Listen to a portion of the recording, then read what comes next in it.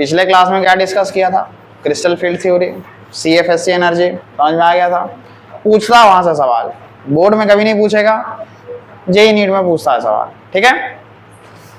अब उसके बाद का टॉपिक है आइसोमरिज्म इन कोऑर्डिनेशन कंपाउंड, ये भी आपके लिए उतना ही जरूरी है, ठीक है। नीट वाला में क्या करता है, वो डब्बा बना देता है, 4 को इधर कंपाउंड लिख देता है, 4 को इधर आइसोमर का नाम लिख देता है, बोलता है कौन क्या दिखाता है बताइए।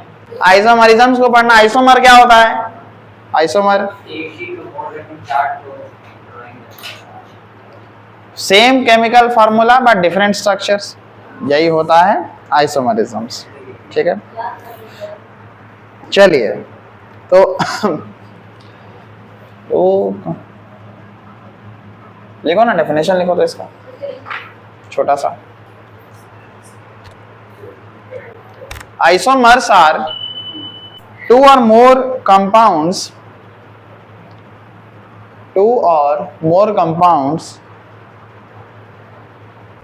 that have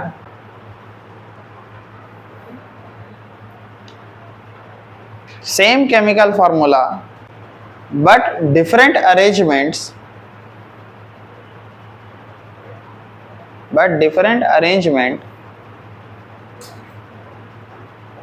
of atoms, ठीक है, समझ गया।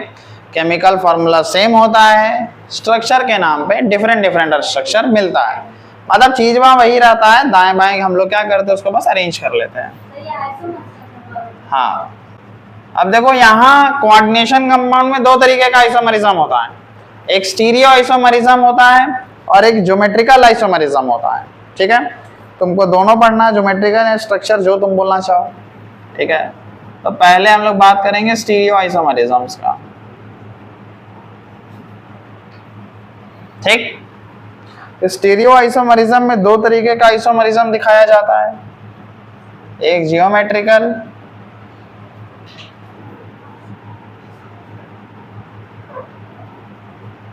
ठीक है। तो ज्योमेट्रिकल आइसोमरिज्म्स को समझ लेते हैं पहले, क्योंकि इसमें डायग्राम बनाना है, सब डब्बा डायग्राम है। हाँ, पहले इसको लिखो ना, लिखो stereo isomers have the same chemical formula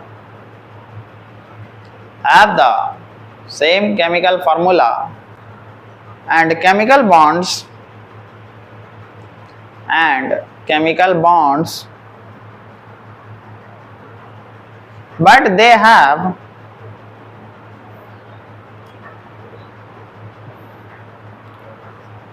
different spatial arrangements,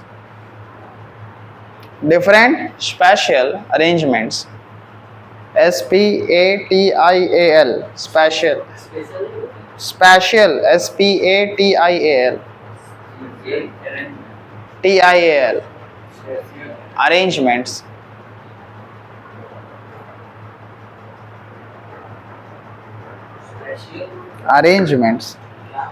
special मतलब ऊपर का नीचे, नीचे का ऊपर, दाएं का बाएं, बाएं का दाएं, मतलब उसी को उठा के कभी ऊपर लिख देंगे, कभी उसी को उठा के नीचे लिख देंगे, और कुछ ज्यादा दिमाग नहीं लगाता, तो इसको स्पेशल कहा जाता। तो देखो 2 तरीके का अरेंजमेंट होगा। पहले मान लेते हैं, एक सस्ता सा एग्जांपल ले लेते हैं, MX2L2, ठीक है, MX2L2। पहले सीधा सीधा वाला एग्जांपल लेते हैं, फिर टेढ़ा टेढ़ा वाला लेंगे, ठीक है। तो ये स्क्वायर प्लानर बन जा रहा है, ठीक है। कैसे अरेंज करेंगे? एक बार सारे x को एक साइड, सारे l को एक साइड, मतलब कुल मिला के 4 तुमको देगा, 2 अलग अलग देता है, ठीक है। तो इस तरीके का एक स्ट्रक्चर बन गया, ठीक है। और एक बनता है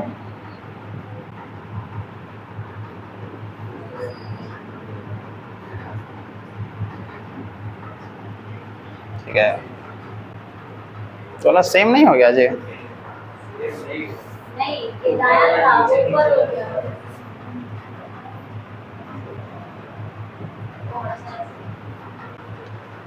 ठीक है, तो ये दो आइसोमरिज्म है, इसको कहा जाता है सिस।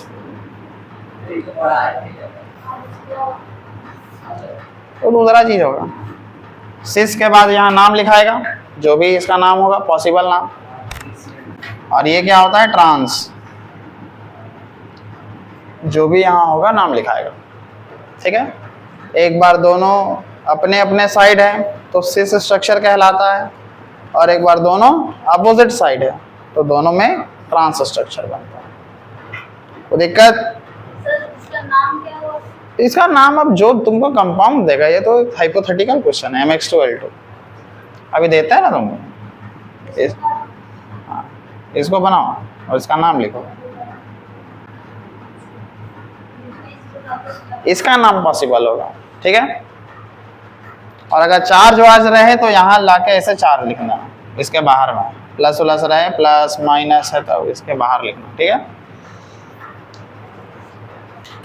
जिस नियम कानून से हम लोग नाम लिखा करते थे, बस बस नॉमेनक्लेचर जिसको कहा गया था, सिस इसका नाम लिख देना है, आगे खाली सिस लगा देना और ट्रांस लगा देना, तो सब निकालना हो, जो नियम हो वही नियम फॉलो करिए, नाम लिखे। अरे ये दोनों ही लाइगैंड है,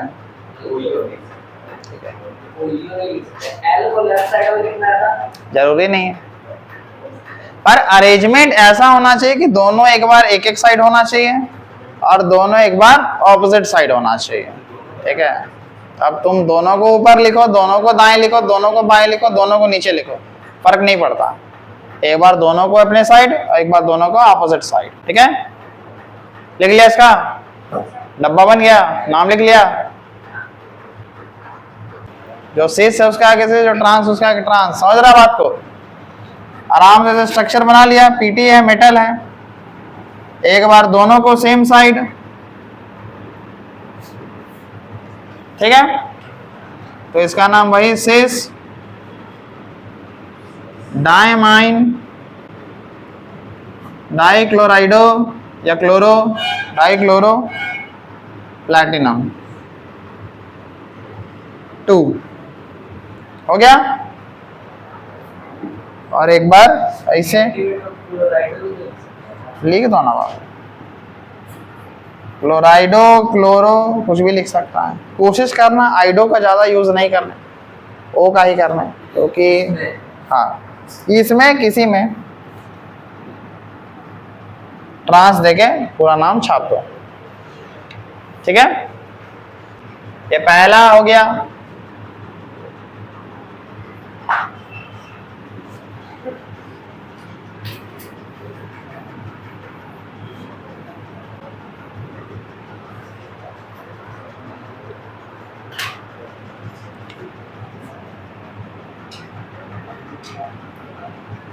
MX4L2 यानी कि कैसा शेप बनने वाला है इसका,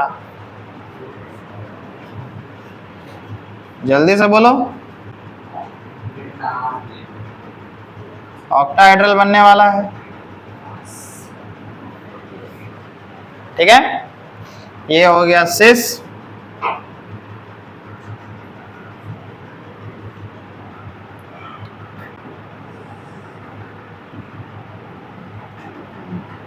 ये हो गया ट्रांस। ये ऑक्टाहेड्रल वाले का एग्जांपल है, ये स्क्वायर, हाँ, और मैंने कौन वाला फिर से बोलना,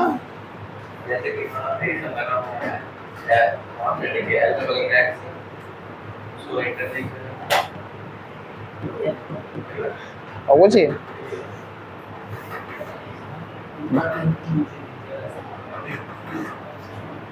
अरे वही स्ट्रक्चर हुआ सर, इससे पहले जो बताया था वो स्क्वायर प्लानर था और ये है ऑक्टाहेड्रल। ठीक है,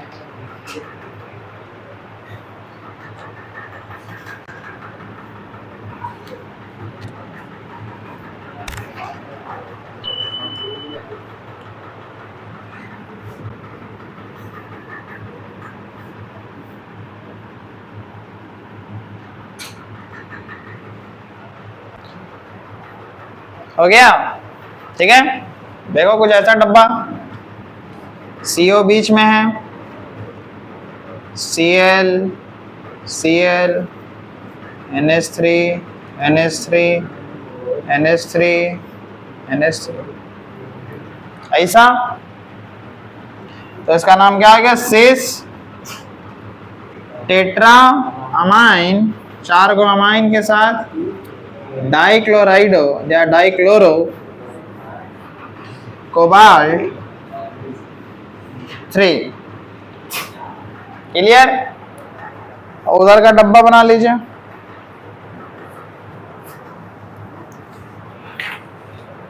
और आ रहा है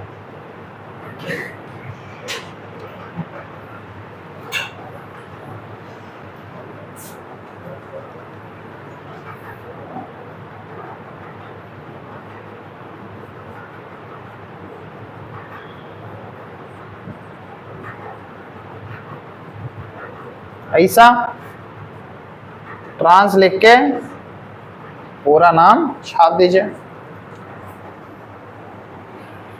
इसको तो देख के खाली अरेंज करना है जी, एक बार साथ में एक बार उल्टा में, वो तो गया।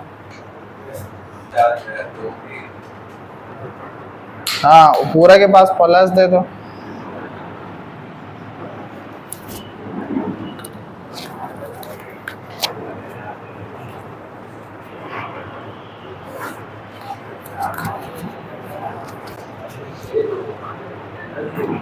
पूरे पे प्लस दे देना, दे दिया था, ठीक है।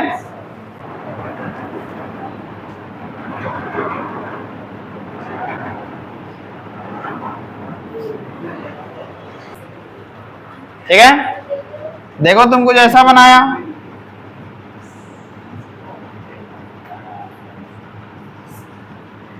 ठीक है। ये हो गया तुम्हारा जिंदगी में भूल के मत बनाना, क्योंकि इतना बनाने के बाद तुमको क्या हम बोले, ऑफ कैमरा बोलेंगे। ठीक है, जो गलती हम बोले तुम वही गलती किया, जो गलती तुमको पहले सिखाया तुम आज भी वही गलती कर रहा है। तुमको हम 1000 बार बोले थे कि EN कैसा लिगेंड होता है, डाइट एंडेड लिगेंड होता है। एक EN का मतलब कितना होता है, तो 2 EN का मतलब, और 4 और 2 तो 6 में कौन सा स्ट्रक्चर है, खत्म। तुम बना के बैठा स्क्वायर प्लानर। चलिए देखिए तो डब्बा कैसे बनाया, हालांकि पहले बताए थे एक पॉसिबल स्ट्रक्चर इसका, ठीक है। पहले ऑक्टाहेड्रल निकाल लीजिए, क्योंकि 6 बनने ही वाला है। EN 2 है, तो एक EN का मतलब एक को पूरा 2 कब्जा लिया, फिर दूसरा EN कब्जा आया, और Cl Cl बाय बाय, समझे। फर्क नहीं पड़ता है, बस एक जगह होना चाहिए। तो ये हो गया सिस, जो भी इसका पॉसिबल नाम है लिखिए, और इसके हिसाब से ये हो जाएगा ट्रांस, एक EN इधर एक EN इधर, दोनों Cl इधर। तो ये कौन सा पॉसिबल स्ट्रक्चर है, ट्रांस। देखो इस तरीके का जो डब्बा डायग्राम बनता है ना, डब्बा जो 2 को कब्जा करके रखता है, तो इन सब को हम लोग क्या कहते हैं, चिलैट लिगेंड। क्या कहते हैं, चिलैट लिगेंड। और इसका इफेक्ट क्या कहलाता है, चिल्लेट इफेक्ट, ठीक है। तुमको क्या करता है एग्जाम में कि 4 गो डायग्राम देगा तुमसे, या 4 गो ऐसा पॉसिबल स्ट्रक्चर देगा, और तुमसे पूछेगा कि बताइए कि सब में स्टेबल कौन है। 4 गो डायग्राम देगा, जो नीट का भी सवाल रहा था, तुमसे पूछेगा कि सब में स्टेबल कौन है। तो ध्यान देना, जिसमें डब्बा बनेगा, जिसमें डब्बा वाला स्ट्रक्चर बनेगा, वही सबसे स्टेबल लिगेंड होगा, वही सबसे स्टेबल स्ट्रक्चर होगा, ठीक है। अरे मतलब जो डाइट एंडेड होता है, 2 को कब्जा करके रखता है, तो इसको चिलेट लिगेंड भी कहते हैं। इसका इफेक्ट चिलेट इफेक्ट कहलाता है, और सारे आइसोमरिज्म्स में सबसे स्टेबल यही आइसोमरिज्म होता है, ठीक है, जहां पर तुमको EN मिल जाए, EDTA मिल जाए, ठीक है। तो ये ध्यान दीजिएगा। नाम क्या हो जाएगा?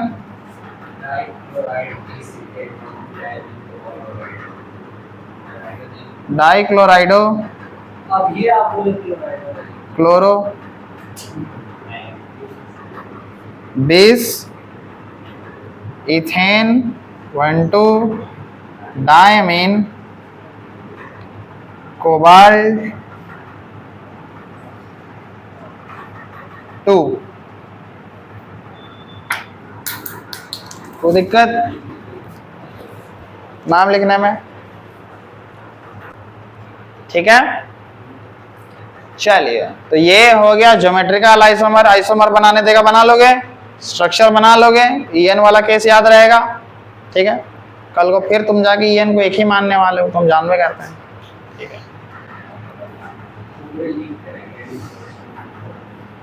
इसको बड़ा बड़ा कॉपी में लिखो कि एक EN मतलब 2 होता है हिंदी में, ठीक। और एक EN का डब्बा बनाएंगे तो 2 को डब्बा बनाना।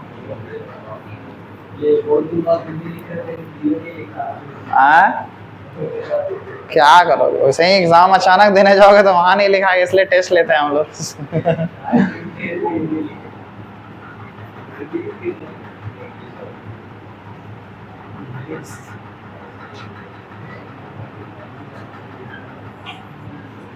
ऑप्टिकल आइसोमरिज्म्स, ठीक है।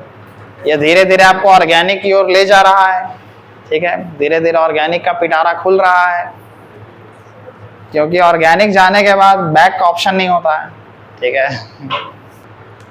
चलिए, ठीक।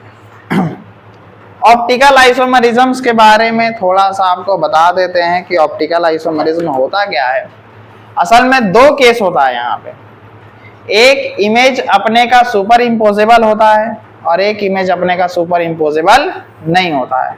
बड़ा वाहियात सा तर्क लगा तुमको ये बात, ठीक है। याद करो, जब इतना छोटा छोटा तुम लोग था तब तुम लोग सिमेट्री पढ़ा होगा, ठीक है, कि कोई भी सर नंबर है उसको बीच से काट दीजिए या किधर से भी काट दीजिए, तो दोनों हिस्सा कैसा दिखना चाहिए? सेम दिखना चाहिए। वही था सिमेट्री। तो जब दोनों हिस्सा सेम दिखेगा एक दूसरे का, जैसे 2 ट्रायंगल कंग्रुएंट था चाहे सिमिलर था, तो कंग्रुएंट का मतलब ही था कि दोनों ट्रायंगल को एक दूसरे पे रख दो तो दोनों छिप जाएगा, पता नहीं चलेगा कि कौन पहला ट्रायंगल है कौन दूसरा ट्रायंगल है। तो ये था आपका कंग्रुएंट या सिमेट्रिकल का टर्म। तो ऐसा इमेज अपने का सुपर इम्पोजेबल होता है, मतलब एक के ऊपर दूसरा रखो तो दोनों लगेगा कि एक ही है। समझ रहे बात को? पर हम लोग बात करेंगे नॉन सुपर इम्पोजेबल का, मतलब एक हाथ है उसके बाद दूसरा हाथ रखो, देखो अभी भी ठेंगा बाहर है, यही तुम्हारा पढ़ाई है। तो क्या है कि ये दोनों अपने का सुपर इम्पोजेबल हुआ? नहीं हुआ, दोनों एक दूसरे को पूरा नहीं ढक पाया, तो ये होता है नॉन सुपर इम्पोजेबल इमेज, और इसी को आम भाषा में कायरल कहा जाता है। क्या कहेंगे? कायरल। और इन्हीं का जो प्रॉपर स्ट्रक्चर है वो पॉसिबल हो पाता है ऑप्टिकल आइसोमरिज्म में, कि एक को रखेंगे और दूसरे को फिर मिरर इमेज के सामने रखेंगे, तो मिरर इमेज में कैसा दिखने लगेगा? उल्टा दिखने लगेगा, ठीक है भाई, रियल इन्वर्टेड वाला केस। तो दोनों को एक दूसरे में रखेंगे तो घंटा पता नहीं चल रहा है, पूरा बाहर निकला हुआ है, कोई भी बता देगा कि 2 स्ट्रक्चर यहाँ पे खड़ा है। समझ रहे बात को? तो दिक्कत, दोनों को मिला दिए नहीं पता चलेगा कि एक स्ट्रक्चर है, ये सुपर इम्पोजेबल होता है जिसको हम लोग एक आरएल कहते हैं। और जब दोनों का एक दूसरे में मिलाने पर पता चल ही जाता है कि दोनों मिला हुआ है, क्योंकि पूरा नहीं मिल पाता, तो इसी को क्या कहते हैं? नॉन सुपर इम्पोजेबल इमेज, इसी को कायरल कहा जाता है। यही ऑर्गेनिक में जाके एक आयरल, हाँ, और यही जाके ऑर्गेनिक में 2 नंबर का सवाल बन जाए, कायरलिटी और एक आयरलिटी से, ठीक है। तो थोड़ा सा इसके बारे में लिख लो, ठीक है, थोड़ा सा लिखना पड़ेगा, यहाँ पढ़ लोगे तो वहां दिक्कत नहीं होगा, भाई तुमको तो दिक्कत दोनों जगह होने वाला।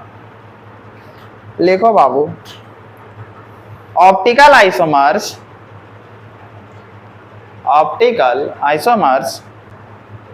are mirror images mirror images that cannot be superimposed on one another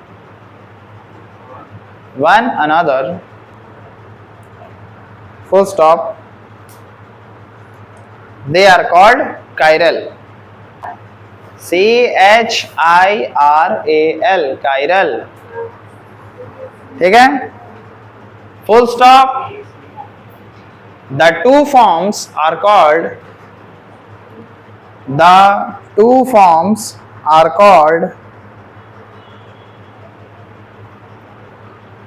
dextro, DEXTRO, bracket में लिख लो छोटा d,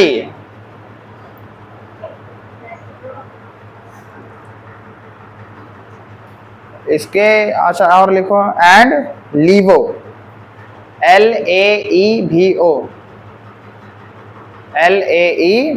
ब्रैकेट में लिख लो छोटा l। ठीक है, अब देखो असल में हम कहना क्या चाह रहे थे।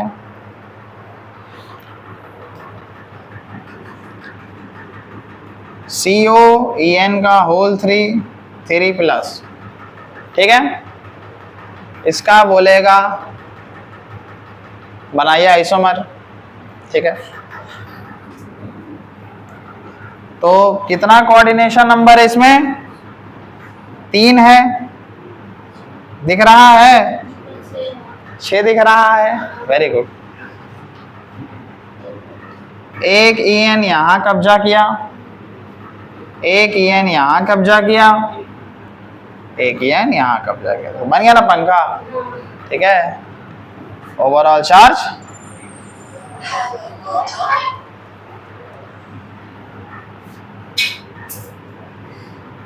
ये है मिरर। ठीक है, तो मिरर में सब चीज क्या हो जाता है? सीधा हो जाता है, सब सोचना पाप है।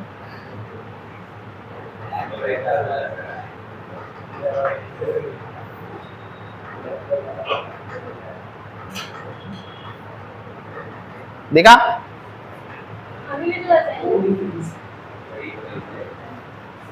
देखो ये पंखा ऐसे चल रहा है, ये पंखा ऐसे चल रहा है।